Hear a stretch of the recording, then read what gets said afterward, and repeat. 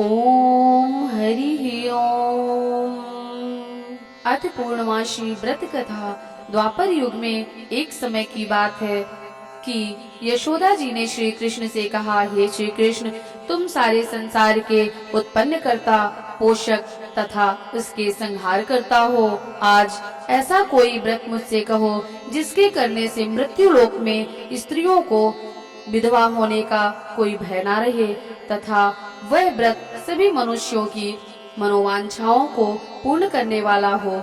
ऐसा सुन के श्री कृष्ण भगवान कहने लगे, हे माता, तुमने अति सुंदर प्रश्न किया है। मैं तुमसे ऐसे ही व्रत को विस्तार पूर्वक कहता हूँ। सौभाग्य की प्राप्ति के लिए स्त्रियों को 32 पूर्णमासी का व्रत करना चाहिए। इस व्रत को करने से स्त्रियों को सौभाग्य संपत्ति मिलती है। यह व्रत अचल सौभाग्य देने वाला है एवं भगवान शंकर के प्रति मनुष्य मात्र की भक्ति को बढ़ाने वाला है। यशोदा जी कहने लगी, हे श्री कृष्ण, सर्वप्रथम इस व्रत को मृत्यु लोक में किसने किया था, इसके विषय में विस्तार पूर्वक मुझसे कहो। श्री कृष्ण जी कहने लगे कि इस भूमंडल पर एक अत्यंत प्रसिद्ध राजा चंद्रहास से पालित अनेक प्रकार के रत्नों से परिपूर्ण कातिका नाम की एक नगरी थी। वहाँ धनेश्वर नाम का एक ब्राह्मण था और उसकी स्त्री अति सुशीला रूपवती नाम की थी। दोनों ही उस नगरी में बड़े प्रेम के साथ रहते थे। घर में धन धान्य आदि की कोई कमी नहीं थी। संतान न होने की वजह से उनको बड़ा दुख था। एक समय एक बड़ा तपस्वी योगी उसी नगरी में आ गया। वह योगी उस ब्राह्मण के घर को छोड़कर अन्य सभी घरों से भिक्षा लाकर भोजन करता। वह योगी एक दिन रूपवती से भिक्षा न लेकर किसी अन्य घर से भिक्षा लेकर गंगा के किनारे जाकर भिक्षान्न को प्रेम पूर्वक खा रहा था कि धनेश्वर ने योगी का यह सब कार्य किसी प्रकार से देख लिया। अपनी भिक्षा के अनादर से दुखी होकर धनेश्वर योगी से बोला, हे महात्मन, आप सब घरों से भिक्षा लेते हैं परंतु मेरे घर की भिक्षा कभी नहीं लेते, इसका क्या कारण है?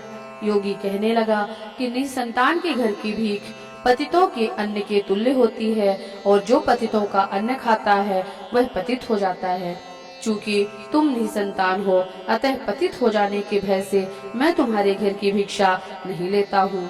धनेश्वर यह बात सुनकर अपने मन में बड़ा दुखी हुआ और हाथ जोड़कर योगी के पैरों पर गिर पड़ा तथा आर्तभाव से कहने लगा, हे महाराज, यदि ऐसा है तो आप मुझे संतान प्राप्ति का उपाय बताओ।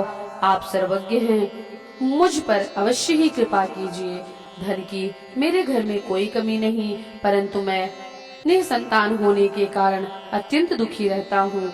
आप मेरे इस दुख को दूर करें, आप सामर्थ्यवान हैं। यह सुनकर योगी कहने लगा, हे ब्राह्मण, तुम चंडी आराधना करो। घर आकर उसने अपनी स्त्री से सारा वृत्तांत कहा और स्वयं तप के निमित्त वन में चला गया। वन में जाकर उसने चंडी की उपासना की और उपवास किया। चंडी ने 16वें दिन उसको स्वप्न में दर्शन दिया और कहा, हे धनेश्वर, जा तेरे पुत्र होगा, परंतु वह 16 वर्ष की आयु में मृत्यु को प्राप्त हो जाएगा। यदि तुम दोनों स्त्री पुरुष 32 पूर्णमासियों का व्रत विधि पूर्वक करोगे तो वह दीर्घायु हो जाएगा। अपनी शक्ति सामर्थ्य के अनुसार आटे के दिए बनाकर शिव जी का पूजन करना, परंतु पूर्णमासी तो 32 हो जानी चाहिए। प्रातः काल होने पर इस स्थान के समीप ही तुमको एक आम का वृक्ष दिखाई देगा। उस पर तुम चढ़कर एक फल को तोड़कर शीघ्र अपने घर चले जाना। अपनी स्त्री से सारा वृत्तांत कहना। वह ऋतु स्नान के पश्चात स्वच्छ होकर श्री शंकर जी का ध्यान करके उस फल को ले लेगी। तब शंकर भगवान की कृपा से उसको गर्भ हो जाएगा। जब वह ब्राह्मण प्रातः काल उठा तो उसने उस स्थान के पास ही एक आम का वृक्ष देखा जिस पर एक अत्यंत सुंदर आम का फल लगा हुआ था। उस ब्राह्मण ने उस आम के वृक्ष पर चढ़कर उस फल को तोड़ने का प्रयत्न किया, परंतु वृक्ष पर कई बार प्रयत्न करने पर भी वह चढ़ ना पाया। तब तो उस ब्राह्मण को बहुत चिंता उत्पन्न हुई और विघ्न विनाशक श्री गणेश भगवान जी की वंदना करने लगा और कहा, हे दयानिधे, हे दया सिंधो, आप अपने भक्तों के विघ्नों का नाश करके उनके मंगल कार्य को करने वाले हैं, दुष्टों को नाश करने वाले हैं, रिद्धि सिद्धि को देने वाले हैं। आप मुझ पर कृपा करके इतना बल देवें कि मैं अपने मनोरथ को पूर्ण कर सकूं। इस प्रकार गणेश जी की प्रार्थना करने पर उनकी कृपा से धनेश्वर वृक्ष पर चढ़ गया और उसने एक अति सुंदर आम का फल देखा। उसने सोचा जो वरदान से फल मिला था वह यही है और कोई फल दिखाई नहीं देता। उस धनेश्वर ब्राह्मण ने जल्दी से उस फल को तोड़कर अपनी स्त्री को ला कर दिया और उसकी स्त्री ने अपने पति के कथनानुसार फल को खाया और वह गर्भवती हो गई। देवी जी की असीम कृपा से उसके एक अत्यंत सुंदर पुत्र पैदा हुआ, जिसका नाम उन्होंने देवदास रखा। माता पिता के हर्ष और शोक के साथ वह बालक शुक्ल पक्ष के चंद्रमा की भांति अपने पिता के घर में बढ़ने लगा। भवानी की कृपा से वह बालक बहुत ही सुंदर, सुशील और विद्या पढ़ने में बहुत ही निपुण हो गया। दुर्गा जी की आज्ञानुसार उसकी माता ने 32 पूर्णमासी का व्रत रखना प्रारंभ कर दिया था, जिससे उसका पुत्र दीर्घायु हो जाए। 16वां वर्ष लगते ही देवदास के माता पिता को बड़ी चिंता हुई कि उनके पुत्र की इस वर्ष मृत्यु ना हो जाए। इसीलिए उन्होंने अपने मन में विचार किया कि यदि वह दुर्घटना उनके सामने हो गई तो वे इसे कैसे सहन कर सकेंगे।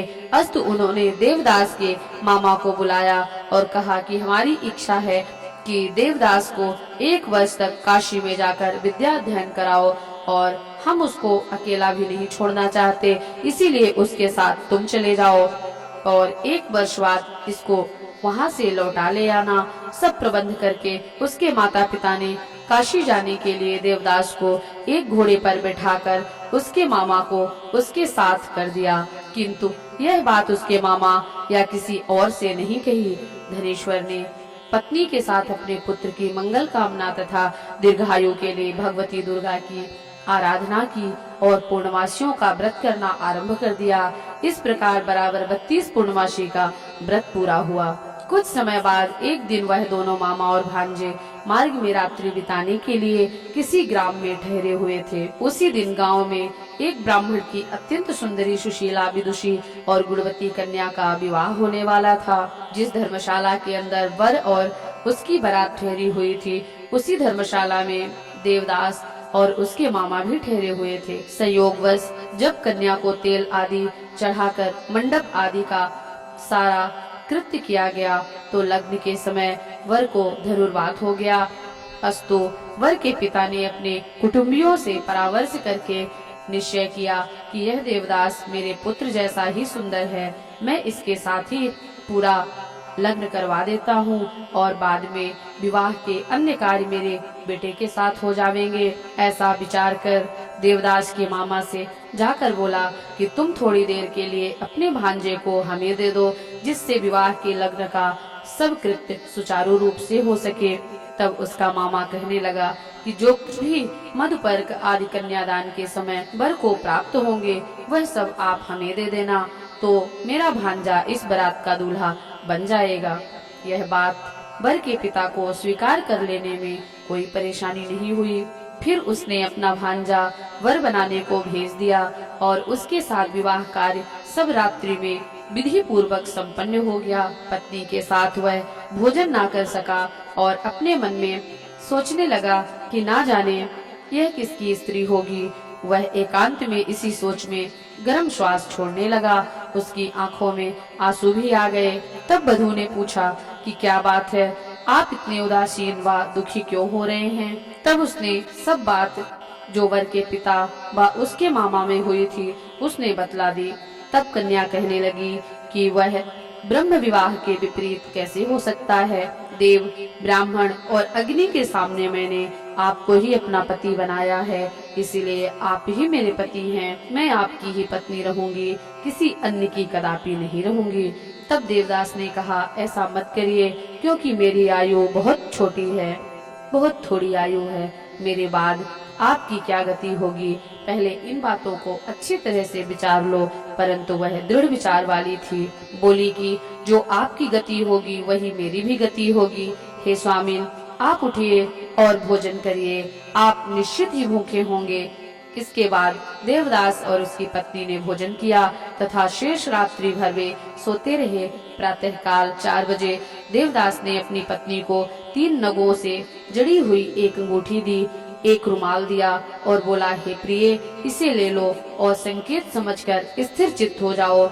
मेरा मरण और जीवन जानने के लिए एक पुष्प वाटिका बना लो, उसमें सुगंधी वाली एक नवमल्लिका लगा लो, उसको प्रतिदिन जल से सींचा करना और आनंद के साथ खेलो कूदो तथा उत्सव मनाओ। जिस दिन मेरा प्राणांत होगा तो ये फूल सूख जावेंगे और जब ये फिर हरे हो जाए तो जान लेना कि मैं जीवित हूँ। यह बात निश्चित करके समझ लेना, इसमें कोई संशय नहीं है।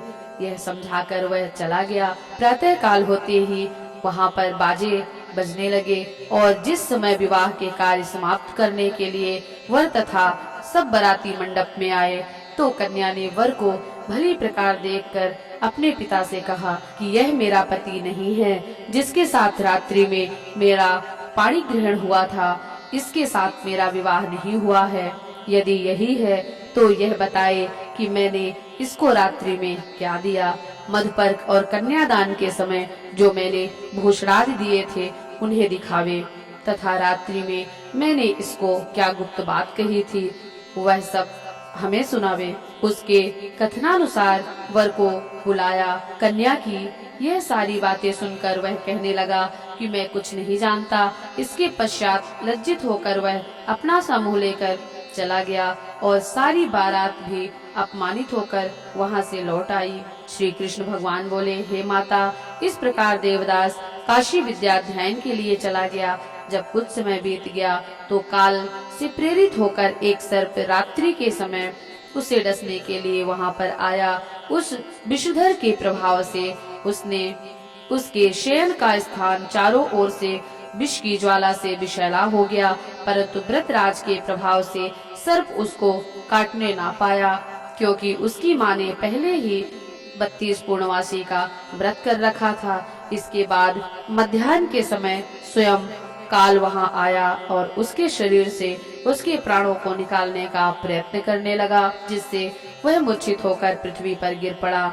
भगवान की कृपा से उसी समय श्री पार्वती माता जी के साथ श्री शंकर भगवान जी वहां आ गए। उसकी मूर्छित दशा देखकर श्री पार्वती जी ने भगवान शिव जी से प्रार्थना की और कहा, हे महाराज, इस बालक की माता ने पहले 32 पूर्णमासी का व्रत किया था, जिसके प्रभाव से हे भगवान आप इसको प्राणदान दे दें।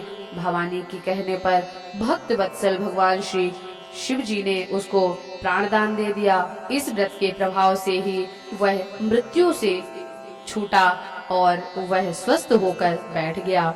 उधर उसकी स्त्री उसके काल की प्रतीक्षा किया करती थी। जब उस पुष्प वाटिका में पत्र पुष्प कुछ भी नहीं रहे तो उसको अत्यंत आश्चर्य हुआ और जब वह वैसे ही फिर से हरे भरे हो गए तो वह जान गई कि वह जीवित हो गए हैं। यह देखकर वह बहुत प्रसन्न मन से अपने पिता को कहने लगी कि हे पिताजी, मेरे पति जीवित हैं, आप उनको ढूंढिए। 16वां वर्ष व्यतीत हो गया। तब देवदास भी अपने मामा के साथ काशी से चल दिया। इधर उसके ससुर उसको ढूंढने के लिए अपने घर से जाने वाले थे कि वह दोनों मामा और भांजा वहां आ गए। उसको आया देखकर उसके ससुर बड़ी प्रसन्नता के साथ अपने घर में ले गए।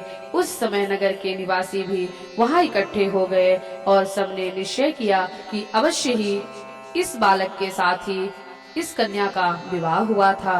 उस बालक को जब कन्या ने देखा तो पहचान लिया और कहा कि यह तो वही है जो संकेत करके गए थे।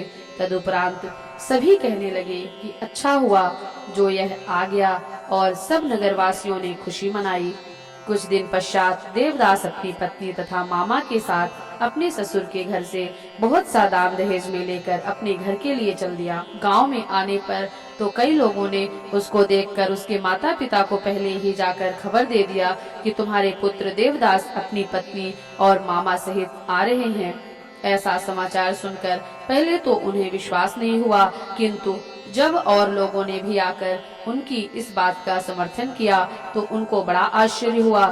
थोड़ी देर में देवदास ने आकर अपने माता पिता के चरणों में अपना सिर रखकर प्रणाम किया और उसकी पत्नी ने भी अपने सास ससुर के पैरों को स्पर्श किया तो माता पिता ने अपने पुत्र वधू को अपने हृदय से लगा लिया और दोनों की आंखों से प्रेम के अश्रु बह चले। अपने पुत्र और पुत्र वधू के आने की खुशी में धनेश्वर ने बड़ा भारी उत्सव किया और ब्राह्मणों को बहुत सी दान दक्षिणाएं देकर प्रसन्न किया।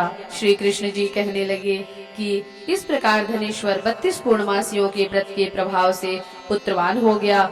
जो भी स्त्रियां इस व्रत को करती हैं वे जन्म जन्मांतर में वैधव्य का दुख नहीं भोगती और सदैव सौभाग्यवती रहती हैं। यह मेरा वचन है, व्रत में कोई संदेह नहीं जानना। यह व्रत पुत्र पौत्रों को देने वाला तथा संपूर्ण मनोकामनाओं को पूर्ण करने वाला है। 32 पूर्णमासियों के व्रत करने से व्रती की सभी इच्छाएं भगवान शंकर जी की कृपा से पूर्ण होती हैं। श्री पूर्णमासी व्रत कथा संपूर्णम। ओम नमः शिवाय।